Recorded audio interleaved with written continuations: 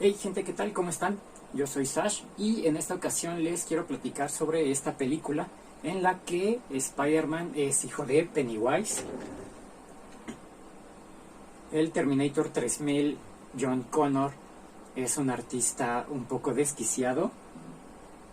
Alicia Kingsley es una mujer un poco loca, otra vez, y me parece que haría cualquier cosa por amor, incluso morir.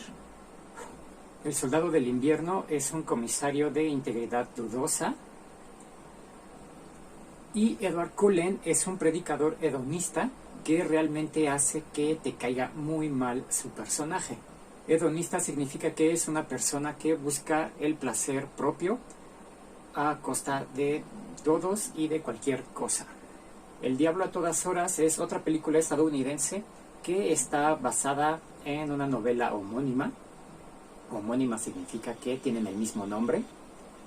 Es de suspenso psicológico y está ambientada después de la Segunda Guerra Mundial, por allá por un pueblito, bueno, un par de pueblitos en Estados Unidos que corresponden realmente a la frase que están olvidados por Dios.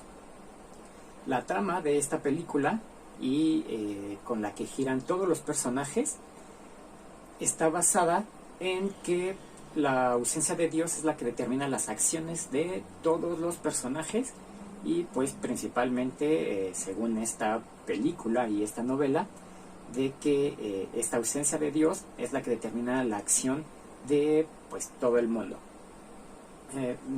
Me imagino yo precisamente que por eso se llama así esta historia, El Diablo a todas horas, porque todos los personajes que vemos en esta película, o la gran mayoría, de alguna manera todos tienen algún pecado o algún crimen que esconder. Entonces, pues bueno, de ahí el nombre, El Diablo a todas horas. La película comienza con Bill Skarsgård, que se encuentra en la guerra, ya muy cerca del final de la guerra, en donde pues él junto con su escuadrón se encuentran con una escena que marca su vida a partir de ese momento hasta su muerte. Y eso es pues que se encuentran a uno de sus compañeros, bueno, a un soldado de Estados Unidos que fue torturado por Japón, bueno, por los japoneses, y lo dejaron crucificado y despellejado pues ahí a la intemperie para que se muriera por esas heridas y pues ellos se lo encuentran todavía con vida. Entonces el personaje de Skarsgård pues es el que tiene que matarlo para librarlo de su sufrimiento. Entonces a partir de ese momento pues Skarsgård se queda traumado por esta escena y desde ese momento él ya no puede ir a la iglesia porque cada vez que ve una cruz pues se acuerda de este soldado que se encontró todo despellejado y a partir de ese momento como que abandona un poco a Dios. Entonces termina la guerra y él regresa a casa, les comento, a este pueblito olvidado por Dios que casi ni siquiera lo encuentras en un mapa. Entonces pues como podemos recordar todos, la gente de esos tiempos y en ese tipo de pueblitos por lo general es gente ignorante, gente no muy preparada que pues simplemente se ha dedicado a trabajar con sus manos, ya sea en el campo o trabajos simplemente manuales. Entonces es gente que no razonan mucho y que le dejan todo su destino a Dios. Entonces pues es gente que se la vive en las iglesias, gente que se la vive rezando, y todos, la mayoría de estos personajes, la mayoría de toda la gente que nos encontramos dentro de esta película es gente que llega incluso al punto del fanatismo religioso. Es en este punto cuando la película, desde mi punto de vista, se vuelve muy aburrida. O sea, empezó buena con esta escena de Skarsgård en la guerra, que duró unos 10 segundos si ustedes quieren, Después de esto lo vemos regresando a casa, a su pueblito, con su familia.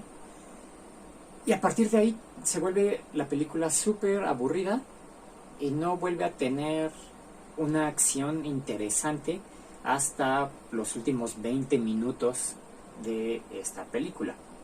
Entonces, aquí vemos a manera de flashback y de cambios en la línea temporal la historia de cada uno de estos personajes que les comenté al principio de este video, en donde pues conocemos muy poquito de su historia, solo lo suficiente como para saber cómo se van a relacionar todos pues en algún tiempo. De hecho podemos ver que Bill Skarsgård conoce al personaje de Clark, que lo podemos recordar como John Connor en la última película de Terminator. Se conocen en un restaurante, cruzan una palabra nada más, se iban a sentar en el mismo asiento y ya uno se disculpa, se va a sentar a otro lado y ya, solo se conocen ahí y en realidad nunca se vuelven a ver. Pero por ejemplo, Tom Holland, que es el hijo de Bill Skarsgård, se vuelve a encontrar con Clark, que les recuerdo es John Connor, 15 años después, yo creo, más o menos, o 20 años después en el futuro, y es en ellos en quien desemboca la historia. De hecho, el personaje de Tom Holland es el protagonista de toda esta película y es alrededor de quien gira toda la historia que podemos ver. Les recuerdo que, bueno, desde mi punto de vista es aburrida porque vemos mucho lo que es este fanatismo religioso. Vemos gente que obviamente va todos los domingos, si no es que más días, a la iglesia, pues se la pasan rezando, esperan que todo lo que pase sea gracias a Dios. Obviamente, pues sí, que tengan salud, pues gracias a Dios. Que tengan dinero, pues sí, gracias a Dios. Pero hay momentos muy desesperantes dentro de la película, que ustedes cuando la vean, que no sé, hace que realmente odies o que pienses que realmente es gente muy tonta, muy ignorante. Entonces, mucho tiempo después, pues ya el personaje de Bill Skarsgård, Pennywise, forma una familia, tiene un hijo, que su hijo en el futuro va a ser Tom Holland, pero bueno, cuando es un niño, pues es otro actor. Como les mencionaba, este personaje, Bill Skarsgård, está traumado por este suceso que vio en la guerra. Les recuerdo que él no era muy religioso, pero él mismo dice en unas cartas que le manda a su mamá que poco a poco le están dando ganas otra vez de creer en Dios, de ir a la iglesia y de rezar, principalmente de rezar. Es en ese momento cuando su esposa empieza a padecer los efectos del cáncer. Y pues les recuerdo que para ese entonces, como pues no podían curar el cáncer, no tenían cómo, la resolución de Bill Skarsgård es rezarle a Dios y pedirle que cure a su esposa, a la que ama mucho obviamente, que le cure el cáncer.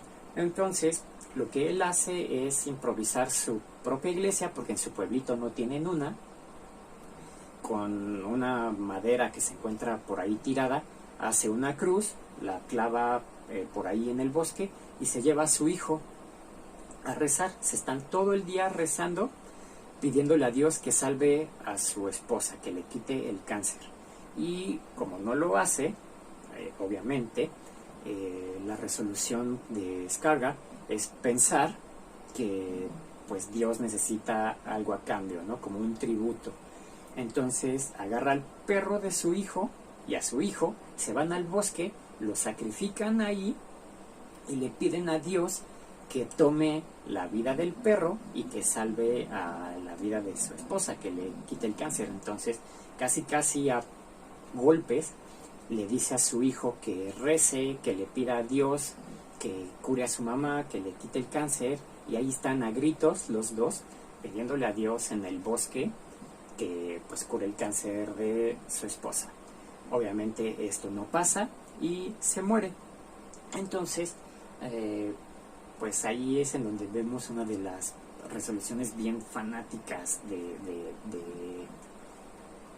los personajes de esta película, como les comento, en donde pues este tipo decide que pues como Dios no salvó a su esposa y él ama a su esposa y no puede vivir sin su esposa, pues se suicida y se va a su iglesia improvisada en donde Dios no salvó a su esposa y se suicida, dejando obviamente a su hijo pues sin padres.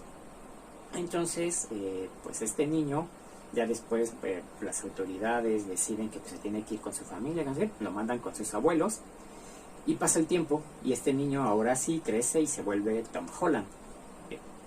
Tom Holland tiene una medio hermana que en realidad no es su hermana, porque el personaje de Wasikowska, esta Alicia Kingsley de Alicia en el País de las Maravillas, tuvo una hija con su esposo que pues era un reverendo, y por azares del destino, otra vez esta misma ausencia de Dios, este reverendo se volvió loco, también estaba súper fanaticado por Dios. Entonces en una de esas este reverendo tuvo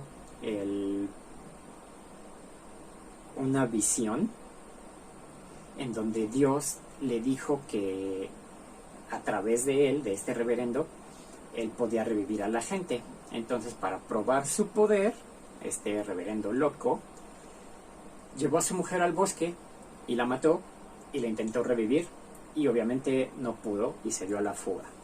Entonces, pues ahí acabó la vida de Alicia Kingsley en esta película, que su actuación fue sumamente pequeña. Ella aparece muy poco tiempo, pero bueno, fue el tiempo suficiente como para tener una hija que también se quedó a vivir con los abuelos de Tom Holland, y entonces como crecieron juntos, Tom Holland siempre la vio como su hermana.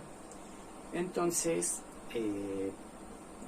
como es un pueblo pequeño, obviamente todo el mundo sabe la historia de todos, entonces todos en su escuela pues sabían de alguna manera su historia, tal vez no completa, pero la molestaban mucho por eso. Entonces, pues era algo que a su hermano le molestaba, entonces por ahí siempre se tenía que andar peleando con la gente para defenderla, pero pues bueno, él la quería mucho y de hecho eran una familia bastante unida. Pero aún así también bastante agobiados por esta parte religiosa, porque la abuela, obviamente, al ser una persona muy religiosa, estaba muy conectada con la iglesia.